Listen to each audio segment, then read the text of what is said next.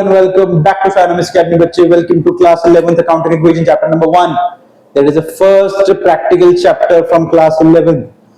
आपने practical अभी तक स्कूल में पढ़ लिए होंगे, नहीं पढ़े होंगे तो मैं आपको पढ़ा दूंगा. अभी मेरा बेसिक फोकस कौन सा है कि आपको practical करने आना चाहिए. 70 to 80% of the paper contains of the practical questions. You are now in the class which is basically focused more on the practicality of things rather than going on to the theoretical part. ठीक है, तो this is the concept which we have to do today. The concept is called the preparation of balance sheet in T format. ठीक है, we have already learned about things like how to prepare the accounting equation. हमने दो session में कर लिया है वो. आज we'll focus on preparing the balance sheet in T-shaped format. The balance sheet is already prepared in the T-shaped format. What is a T-shaped format? Let me tell you first. ठीक है, time waste नहीं करते, जल्दी question की तरफ बढ़ते हैं. ठीक है, a T-shaped format. ठीक है, a T-shaped format का मतलब है this. This is a T-shaped format. इसको बोलते हैं dual aspect of the accounting. जो चीज इधर होगी वही चीज इधर भी करनी है. सेम नहीं बट लॉजिकली. मैं समझाता हूं कैसे.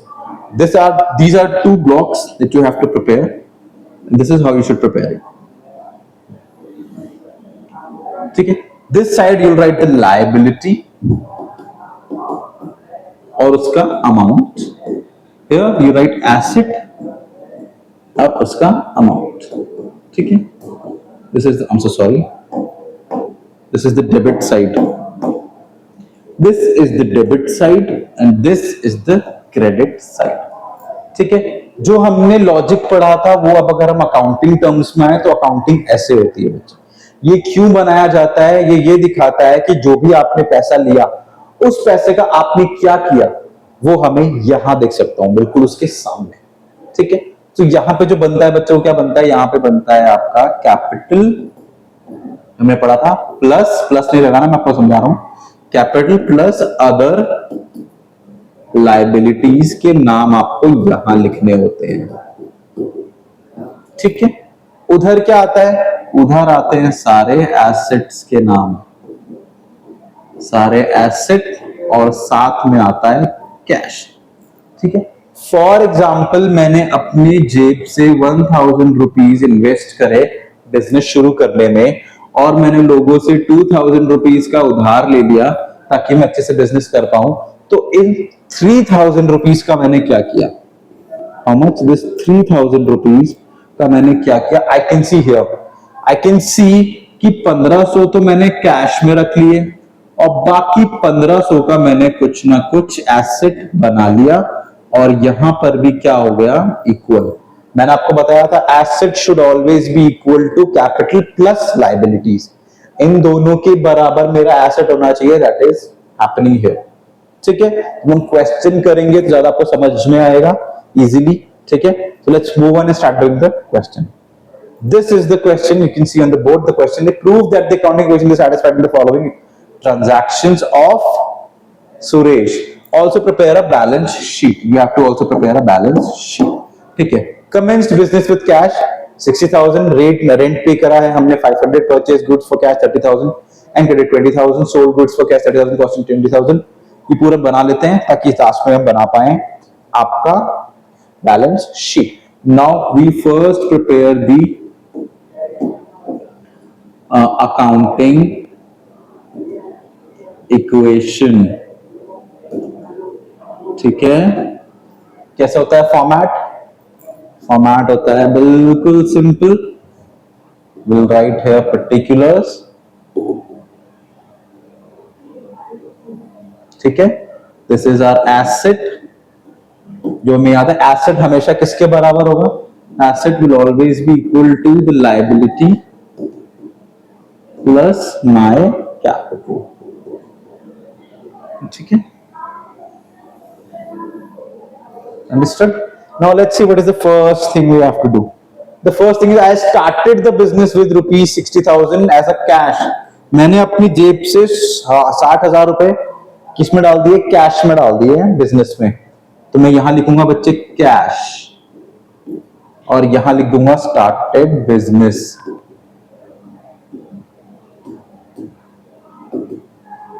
with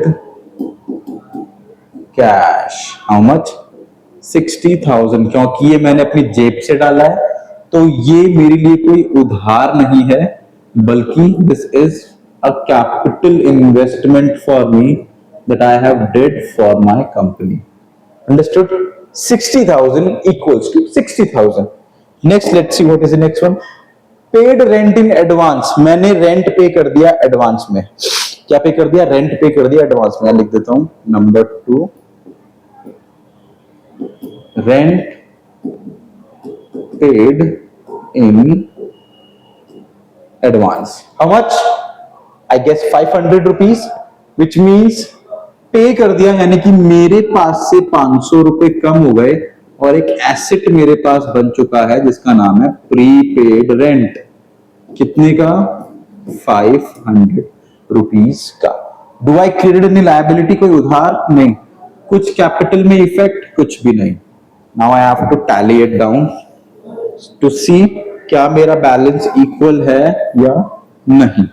ठीक है, here I write, let's see which is a good pen. Okay, here I write new equation. ठीक है, 60,000 minus 500 is 59,500 plus 500. ठीक है, इधर भी लिख देते हैं sir 0 plus 60,000. Both side are equal and stating that both are of equal nature, having 60,000 and 6,000 each side. ठीक है, now let's see what is the third one. The third one says purchase goods for cash 30,000 and on credit. मैंने दो तरीके से goods खरीदे हैं, एक पैसे देके, दूसरा उधार में। ठीक है, so cash 30,000 and credit 20,000. Is that so? Is that so? Yes. So मैं लिखता हूं purchase goods on cash and credit. मेरी जेब से कितने रुपए चले गए? मेरी जेब से 30,000 रुपीज चले गए। कुछ प्रीपेड हुआ? नहीं सर, पर क्या आ गया मेरे पास? गुड्स आ गए। कितने के? 50,000 के गुड्स आ गए हैं मेरे पास। ठीक है, एक उधार हो गया है मेरे पास क्रेडिटर। कितने का? 20,000 का। अंडरस्टूड? 20,000 रुपए की लायबिलिटी मेरे ऊपर हो चुकी है। ठीक है, does it affect anything? I don't think so. Let's see what is the new equation.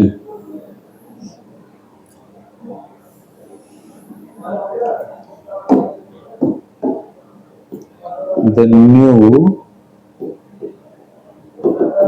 Equation is 30,000 less, that is 29,500 plus 500 is 30,000 plus 50,000 is 80,000. Let me see here. Here I have 20,000 plus 60,000 will give me 60, 70, 80. 29 plus 500 is 30. 5, 3, 8 दोनों side हो गए 80,000 and 80,000. Now let's get back and see what is fourth one. The fourth one states sold goods for cash 30,000 costing 20,000. मैंने 20,000 रुपए का माल 30,000 रुपए में बेच दिया। Understand this. फॉर एग्जाम्पल, आप ये शर्ट लाए 20,000 की, तो बेचोगे थोड़ी ना 20,000 की। आप गए, आपने पेट्रोल फूका, आपने इसकी पैकेजिंग करवाई होगी, अपना लेबल लगाया होगा, दुकान में रखी होगी, उन सबको मिला के आपने उसको कितने का बेच दिया? 30,000 का बेच दिया।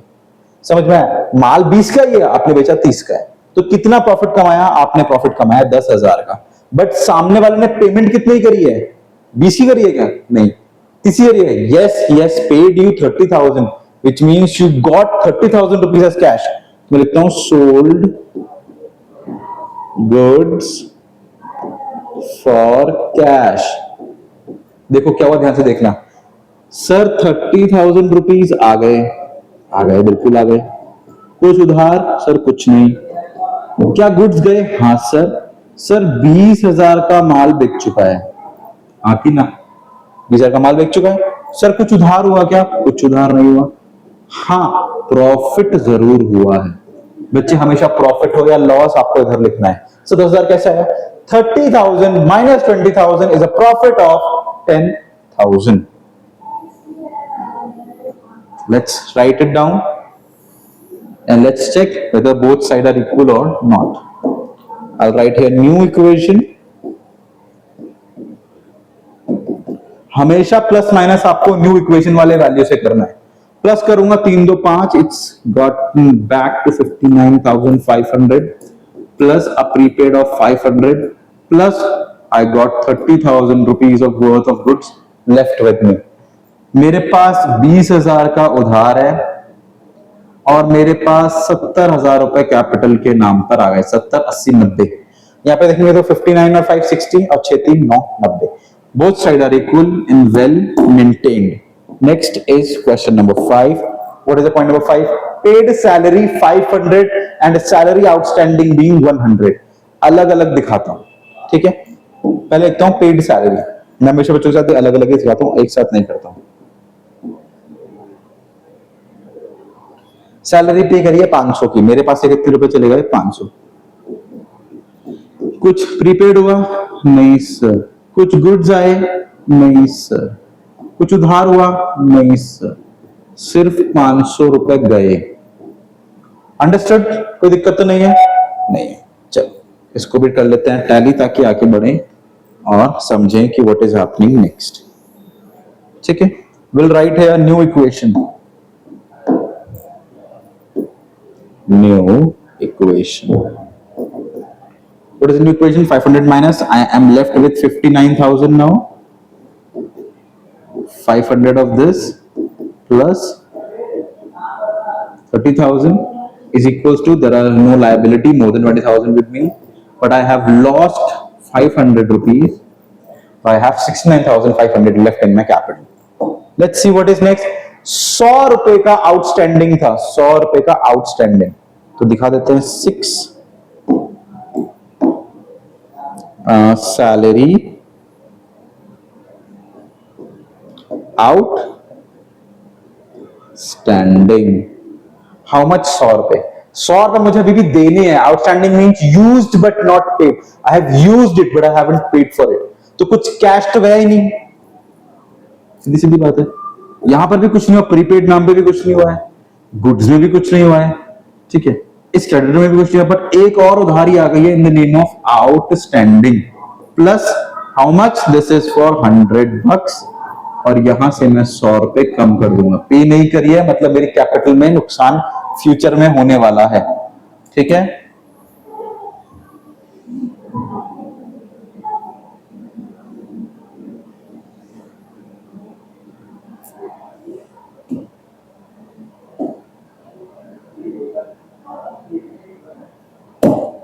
Understood? ठीक है.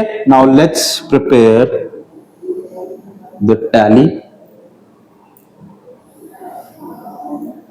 to check. ठीक है. Again, new equation. Let's see. What is new equation?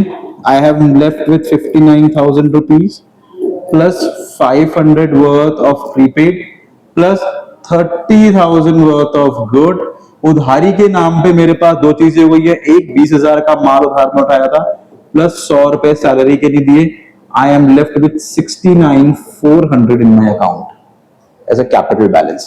Let's see what is next. Next क्या है बच्चे की? मैंने मोटरसाइकिल खरीद ली अपने खुद के मनोरंजन के लिए. खुद का मनोरंजन, बिजनेस का मनोरंजन तो नहीं है. तो this will be considered as drawings. This will be considered as drawings.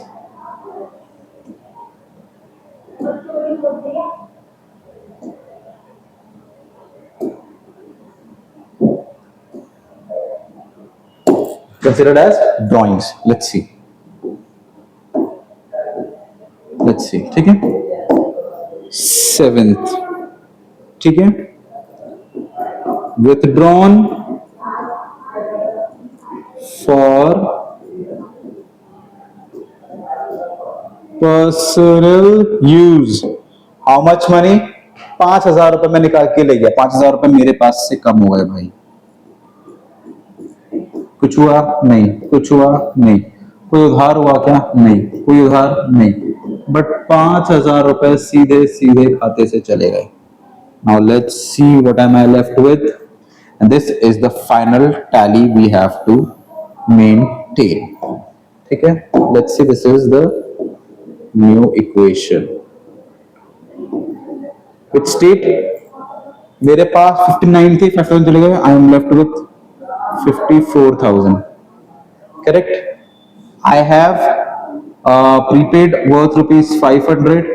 I have goods left with me of rupees 30,000. Udhar of rupees 20,000. Outstanding of rupees 100 and 64,400. Let's see क्या हमारा आंसर मैच हो रहा है with this answer. I have a cash of 54,000. Cash of 54,000. I have a prepaid rent of 500. Yes, they also have a prepaid rent of 500. Do I have a stock of 30,000? I do have a stock of 30,000. Let's see. Next, creditors of 20,000, outstanding salary 100, capital 64,400. 20, 100, 64, 400. Let's see. 20, 100, 64, 400. I have completed it, and this is tallying with the answer. Clear हो गया आपको ये? Now let's see how to prepare a balance sheet. जो मैंने सिखाया था वही दिखेंगे हम. Balance sheet format is T sheet. This is the format. ठीक है, you'll write here amount and liability. कुछ नहीं करना है आपको, बहुत सिंपल है बच्चे, बहुत सिंपल. ठीक है, एसेट आपको सिर्फ अब कॉपी पेस्ट करना है.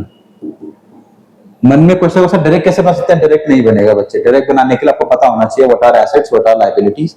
हल्के हल्के आपको इसमें नॉलेज ग्रो होगी. ऐसे क्वेश्चन पूछता भी नहीं है, बस कॉपी करना है. लायबिलिटी में क्या क्या है सर? क्रेडिटर है, आउटस्टैंडिंग सैलरी है और कैपिटल है.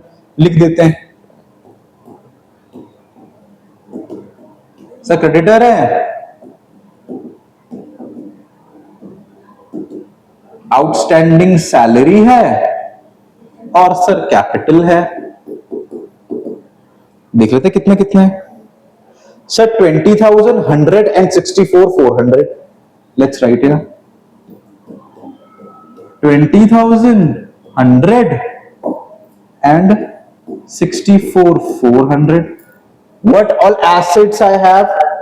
Asset I have cash, prepaid and goods. Let's write here cash. I have prepaid, I think rent, and I have goods, जिसको मैं बोल सकता हूं मेरे पास स्टॉक पड़ा हुआ है. ठीक है, कितना कैश है मेरे पास सर? 54,000, 500 and 30,000. I have 54,500 रुपए और 30,000 रुपए. टोटल करूंगा तो आएगा 5, 3, 8, 84,500 is the total answer, which I think it is. देखते हैं 60, 70, 80 ये भी आ रहा है 84,500. both sides are tallied equal. This is the complete question. So this is how you should prepare the balance sheet T-shaped format में. अगर आपने accounting equation में आपको सिंपली मैं समझता हूं आ गई ही होगी, बहुत कर लिया हमने क्वेश्चन उसके, तो इस तरीके से आपको सिर्फ उसके आइटम्स उठा के अमाउंट भरनी है. Automatically both side will be tallied. I hope you understood today's concept. I hope you understood how to prepare a balance sheet. When we meet the next time, we'll do the theoretical based, topical based questions जो आपको एक statement based में आते हैं. ठीक है? I thank you all for being a part of Synovis Academy. I'll see you soon the next time. Thank you.